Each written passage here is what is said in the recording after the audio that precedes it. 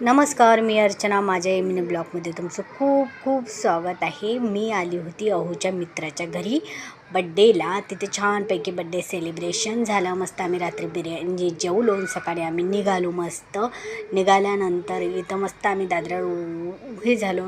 इथून मला हनी खूप छान वाटत होता म्हणून इथून मी थोडासा शूट केलं. त्याच्यानंतर आमची ट्रेनला थोडा टाईम होता.